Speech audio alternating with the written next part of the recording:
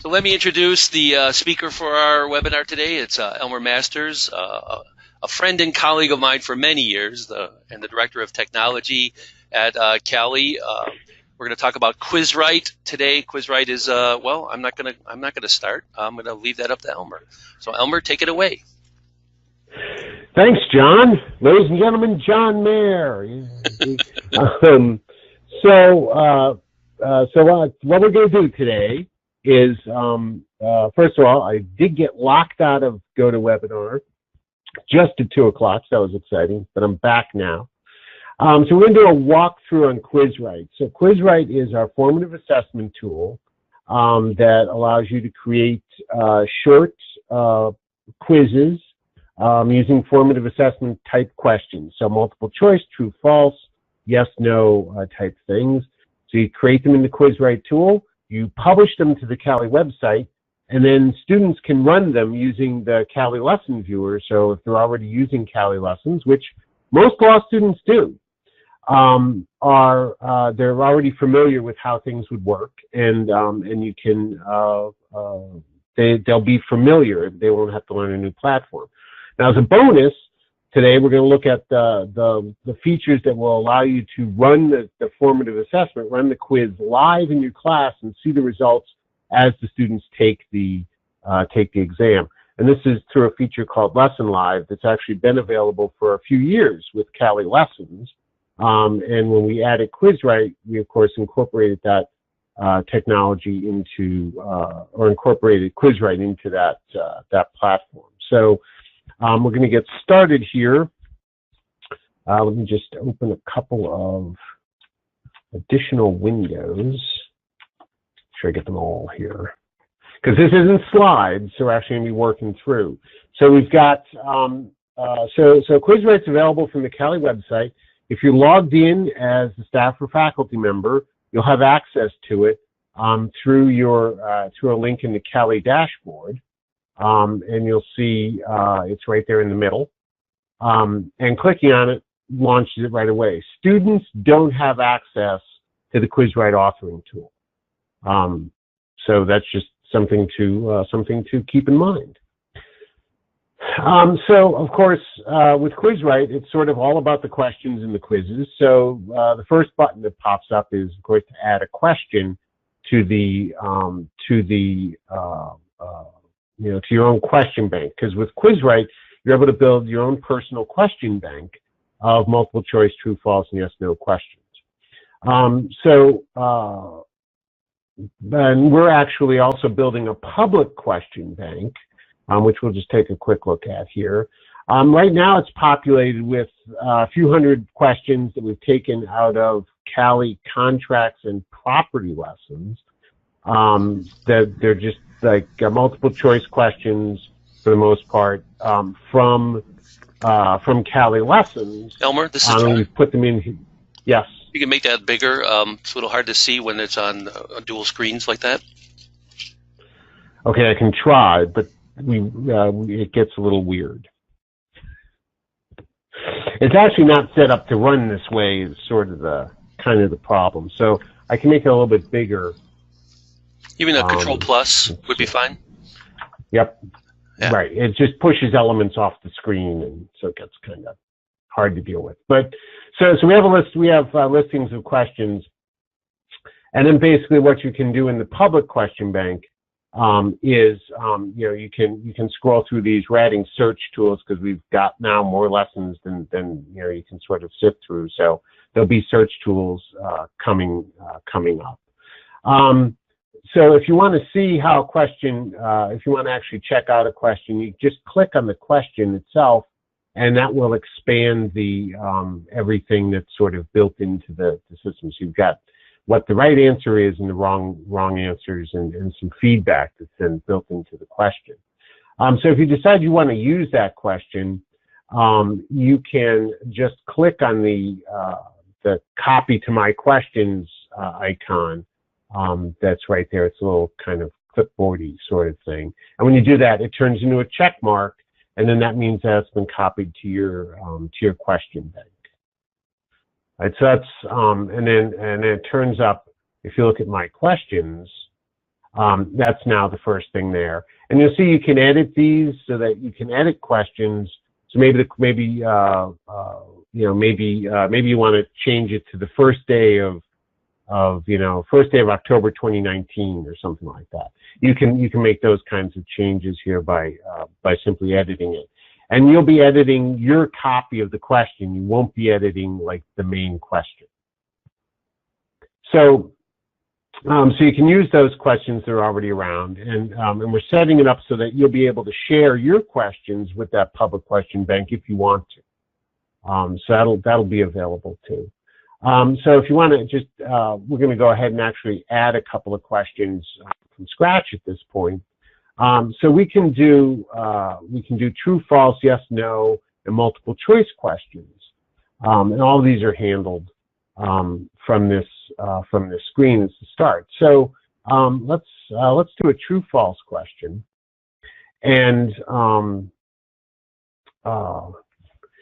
so if you know, maybe you have a bunch of questions inside of Word, right? So I've got like a list of questions here in a Word document. So you can actually just copy and paste things directly from Word into QuizWright, so that if that's what you want to, you know, if you want to do that, so if you have some existing stuff, you can just do some copy and paste type stuff. So we're gonna do this question. You'll not infringe on copyright as long as you don't make money from the use of materials. So we'll copy that, and then we will paste it in the text box. And you notice that like this is like sometimes, I don't know if any of you have experience with copying stuff from Word into sort of web text boxes. A lot of times weird things happen. This actually does a pretty good job at suppressing all of the strange things that Word might do when you try to copy stuff in. So that's actually kind of helpful. So we know from our notes here that the correct answer to this question is false. So we will click false as the correct choice. And then for feedback, what we want to do is we have like sort of a couple of explanations here, and we kind of want to merge those together in the way that for the way that QuizWright works in terms of providing feedback. So what we're going to do is, you know, we know that the correct answer is false, so we will say that.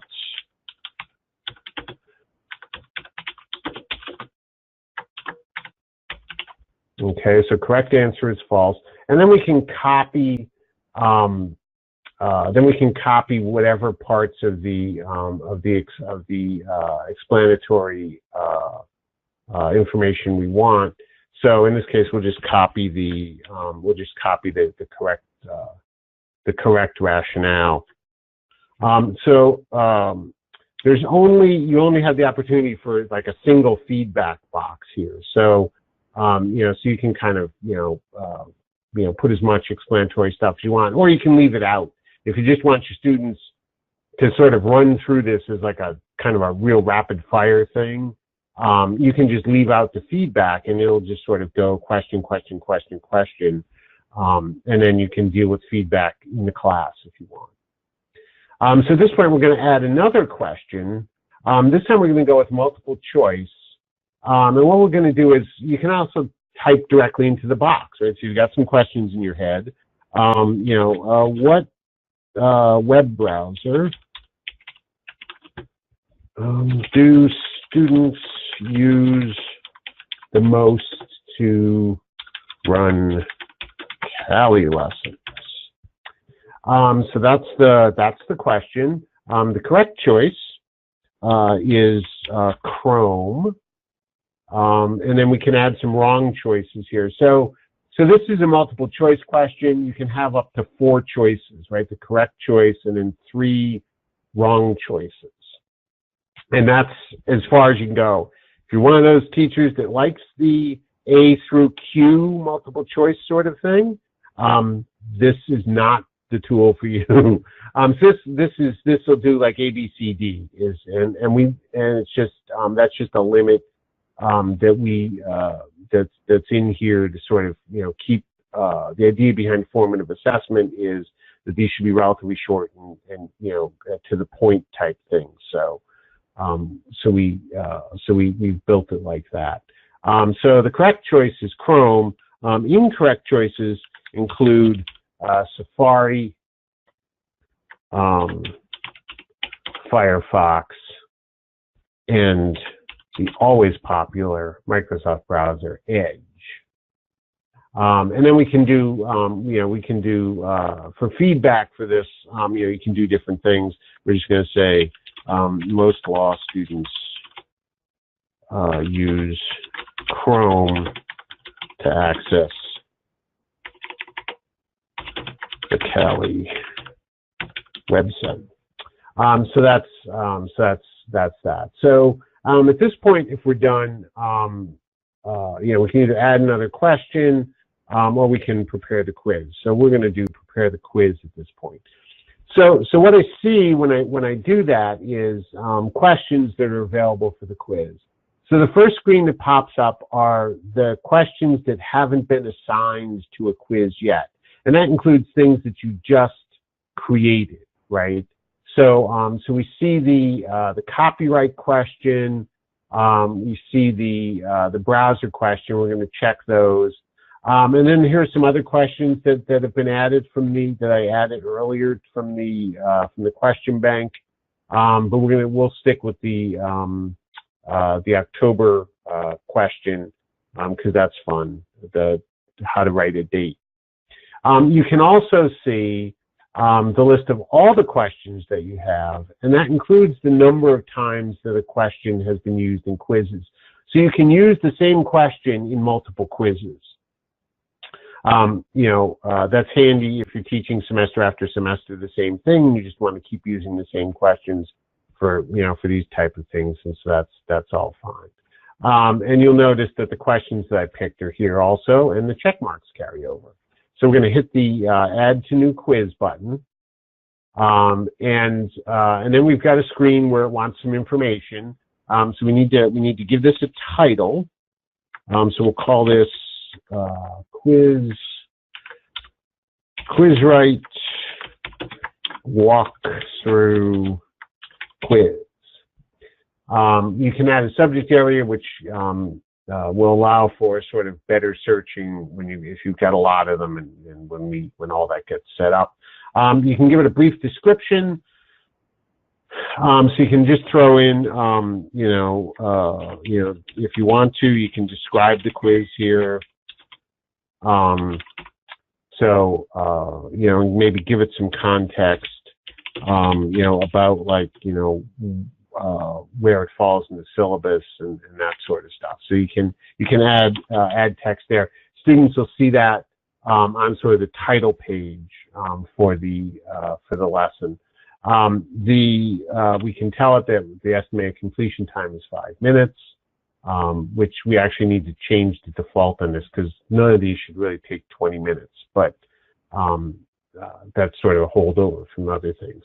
So we have 2 pages that are optional, an introduction page and a conclusion page. You can use these to sort of, give additional information about the quiz, and that'll show up as sort of the first page in the quiz. And then a conclusion, you may want to send students, off to another page. So, when you're done, go to www.cali.org, right? Something like that. So you can put different things in there. And then we get down to the bottom and we can hit the Save Quiz button. And then that gives us the details.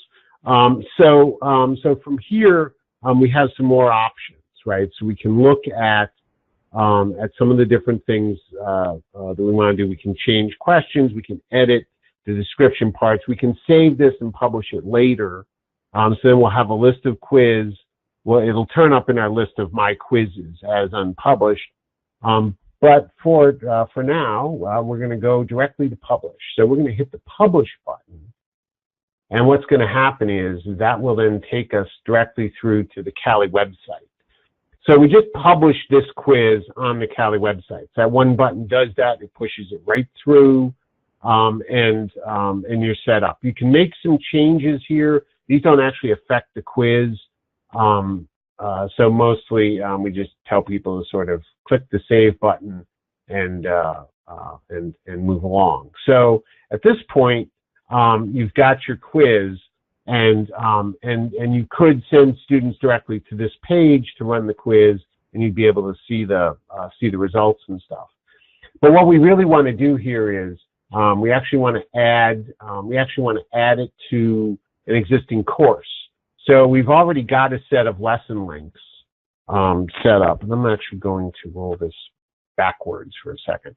So so we have a set of lesson links set up so that we can see for a course for a class called the CALI webinar series. You can close the Word file now. So that, yeah, I will. Thanks.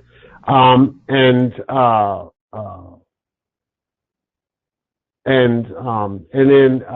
what we can see here. Wait, let's just make this all bigger. So let's do this. There we go. Okay, is that better? Yeah. Only a little. Can you make that the full screen one, or do you need the other one open at the same time? I'm gonna need the other one open at the same time. All right. So we can actually go a little bit bigger on this.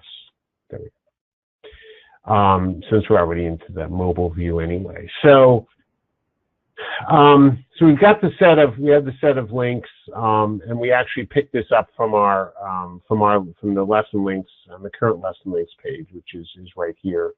So we're looking at it's a set of links for CALI webinar series spring 2019. And we can grab a link here that says edit and add lesson links to this course. So we'll do that. And then, so you can add your QuizWright quizzes to the list of lessons that you've already assigned your class. This is useful because we can you only have to then distribute the one link to your class, which is the one that describes, or that for the course page, which you can actually see in this other window, right? So this is sort of the student kind of home page for this course, and has all the links on it. And then that way, through the course of the semester, if you add quizzes or if you add links, you don't need to send a new link to the students. You can just remind them to check the one that they should already have. So we want to add the QuizWright walkthrough quiz, and we'll hit the submit button, and then that updates the list, and it should update also this list. So if we refresh this page, so as a logged-in student, you have these courses, and we also, if the student has has other faculty assigning lesson link lessons, they can see all of their courses in one spot once they've visited that or run some of those lesson link pages. So for students, it's this My CALI Courses thing is a way to kind of keep track of if multiple professors are assigning lessons. Okay, so now that we've assigned the lesson, there's actually we can actually if you happen to have your CALI account information handy, and you want to play along, you can go to this URL, and I'm just going to leave it up for a second, and that'll take you to, once you're logged into the CALI website, it'll take you to that courses page that we're looking at, and it'll let you run the lesson. And then we're going to do that. We're going to do that live. So if I'm just going to take a breather here, get a drink. I just put the URL into the chat. So if you want to just click on the link that's in the chat, you can. It'll take you right to 5863. Yep. Okay. So let's jump back out, and we'll bring up. Let's see. Let me make sure I get the right ones. That one and that one. Okay. So what we're going to do is, so we're going to run this. In the left-hand side, this will be the faculty view. So this is what teachers will see when they run this lesson. Okay. So for example, we can see that there's a participants list. Oops, oops, wait. It always helps if I run the right lesson. Hang on. I clicked on the wrong link. Let me just back up for a second. Sorry about that. I want this quiz. Okay, so we're going to click on the quiz. There we go. So we can see that the folks are there and people are coming in. And now on the student side of the page, I'm going to click on the lesson link, and that should add some more people. Okay, so now at this point, you'll notice that they're listed as student 1, 2, 3, 4, 5, 6. So they're anonymous, right? There is a little box here, de-anonymized participant names. We tried to see how many syllables we could cram into 3 words. So we're doing pretty good.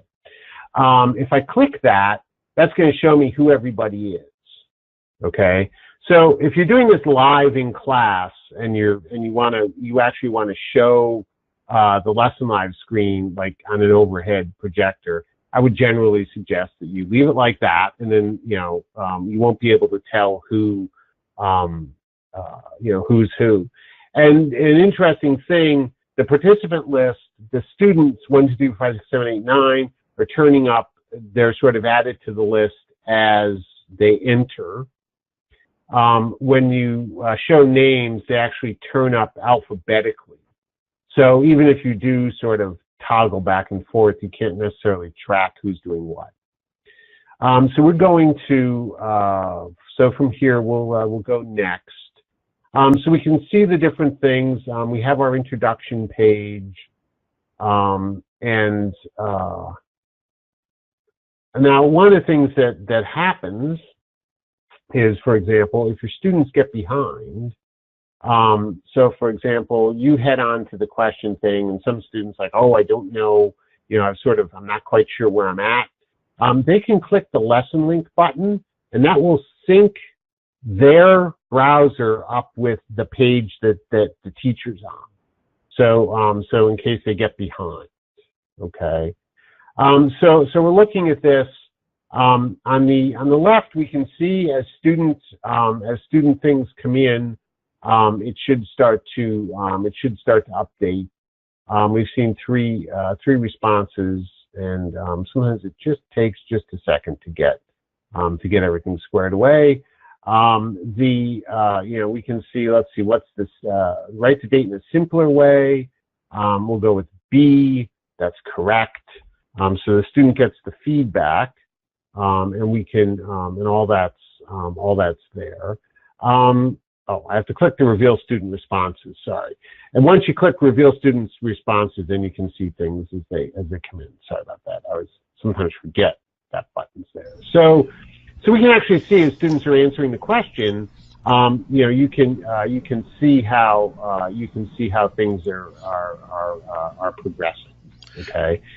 We can also see that 4 out of 10 have made the correct selection. And then we can go on to the next question, and just sort of continue on through, and we'll say, yes. Let's pause for just a moment. Nobody's got their hands raised, but if there's anybody that has any questions about what you just did, this is a good brief pause moment. I want to the reveal student answers. I wanted to point out that that's a feature.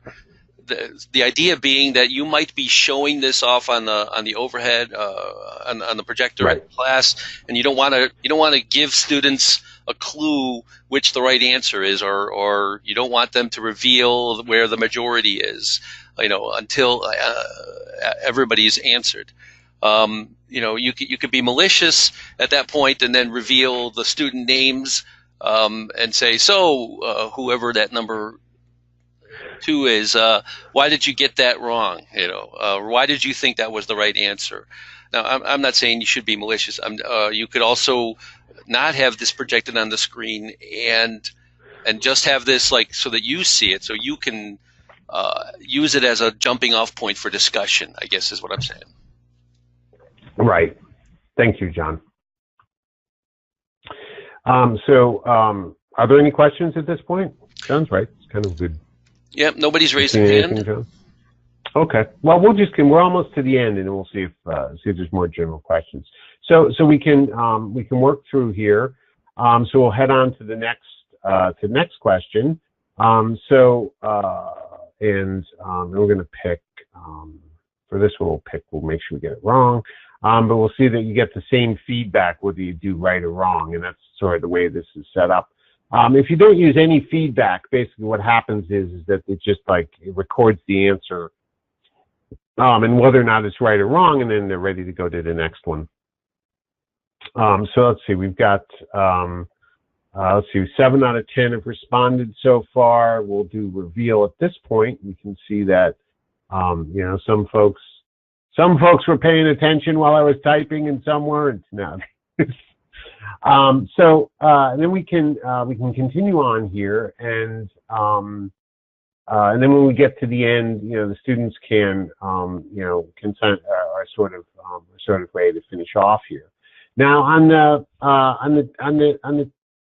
teacher side of things, when you're looking at this, you'll notice when we de-anonymize the names, there is a link here that says lesson analytics. And basically what that does is then that's going to give you a much more detailed report. And for that, we are going to go full screen because this will hold a lot of data. So when I click on lesson analytics, what we get is a detailed report on sort of what we were just seeing, right? So we've got names. We can see that Steve and Robin are our top performing students. We can see that John and Sam maybe need some remedial help. Come on, guys. So we can see these different things. And then we can also see. Right, and we can sort by score. We can sort by right and wrong, so we can see how folks did. There are a lot of things to click here. We can also add more detail to get so that we can see how they fit on how they answered on a particular page and stuff. So so if we want to know how John did, here's John's results. Right. So we see that he got question 2 right, and then questions 1 and 3 were wrong. So that bit of detail. If you're doing something there's a checkbox here to include all dates, because one of the things that can happen is that if you're just assigning, this is more likely to happen with lesson link lessons than quizzes. But the student might run them more than once. So you can get those sort of things going there. We can also do response breakdown stuff on particular questions too, so that you can see how for a particular question. So for question 2, 9 students got it right, 1 got it wrong. We can see what the individual responses were, right? So we see that, for example, in question 1, nobody went for option D. Maybe there wasn't an option D. I don't remember. I guess there wasn't. So, and then of course you can download all of this as CSV files that can be opened in Excel. So if you're looking for analytics that maybe aren't covered specifically here, you can find them in the by analyzing that spreadsheet data, and you can always come back to this analytics page from your lesson link dashboard. So you can get to, you can see the analytics for any particular quiz or lesson by clicking on the analytics. You can download the raw results. You can also download here like all of the results from all of the lessons as a giant spreadsheet, and so there's that. And that's kind of the end of where I'm at. So now we're definitely open for questions. Just, I know some people must have questions. Cool. Can you go back to the that analytics report? Yes, I can. Boom. And scroll down to the list of questions. Yep. Yeah. So while we're waiting for, if anybody wants to raise their hand now or drop a question in the chat bot, let me say this is where formative assessment happens. If you want to see where your students are and you gave them relatively easy questions and they did poorly, this might be an indicator that you want to talk about it with them. You want to either recover the material or recapitulate, or alternatively, if you gave them 2 or 3 relatively difficult questions and they did fine, 80-90% of them got it right, that might be informing you that things are going well. All right, so some folks are raising their hand. I'm going to do this from top to bottom, and I will unmute you so you can ask your question. Hold on.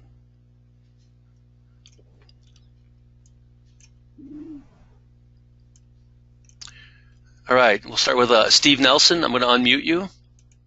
Steve, you are unmuted. I'm glad you unmuted me because I had a typo in the chat box. Can a student go back and change their answer? So I tried to go back and switch to Firefox, but it looked like my first answer was persistent.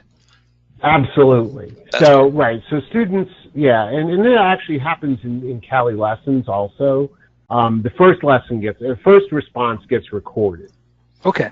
Yeah, and that's sort of how they've always worked. And then that way, that's a reliable indicator of, they're sort of, that's the first response. Now, of course, they can go back and click and find all the, find where the correct answers are and read all the responses and stuff. But yeah, it doesn't change. That first pick is what counts. Yeah, that's the assessment part. But the good news, or the other thing is, though, the student can exit and then come back and rerun the quiz, but then that shows up as a second run, and get 100%. Yeah. And you in the analytics can see that the student has, did 70% the first time through and 100% the next time through. Okay. Thanks. Right. Tanya Plum, I'm going to unmute you next if you have a question. Tanya, you're unmuted.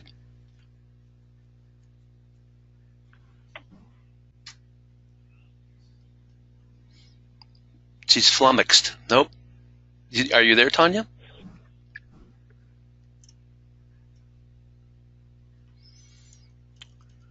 All right, I'll move on to the next one.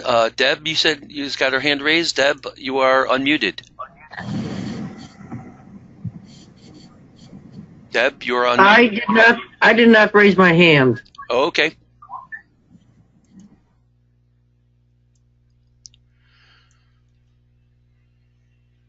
Scrolling around, I don't see anybody else's with their hand raised. Looking in the chat. Entire audience. There are some questions in the question box.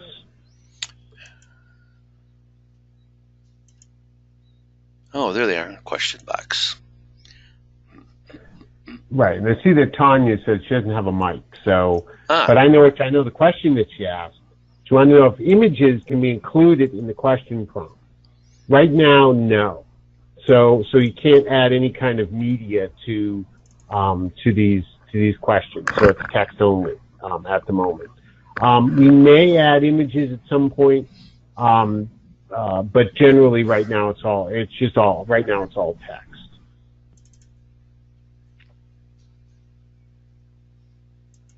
You're welcome. All right. Looking at chat again. Sorry. That's Steve. So Kelsey I Van have another question. Yes. Yeah, Kelsey. Wait, no, I lost it. This is an interesting interface, isn't it? Yeah, Kelsey Van Patten. I'm going to unmute you. Kelsey, you're unmuted. Yeah, does everyone have to have an account with CALI to use this? Yes, they do. So you need to be registered and logged into the CALI website to do this. So that sort of limits things to CALI member schools and affiliated organizations. Most law schools, as in like only a handful, so most law schools are members. If you're unsure of whether or not your law school's a member, they probably are. Yeah, and then, but students and faculty will need to register on the site as being a member of your, as being affiliated with your school in order to use this. Yep, and Nebraska is a member, Kelsey.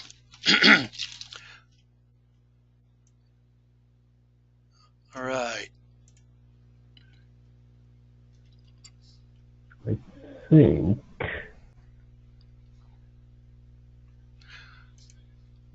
I think that's all. I think that's all the questions. It's really tiny on my screen, so I'm having a hard time seeing it.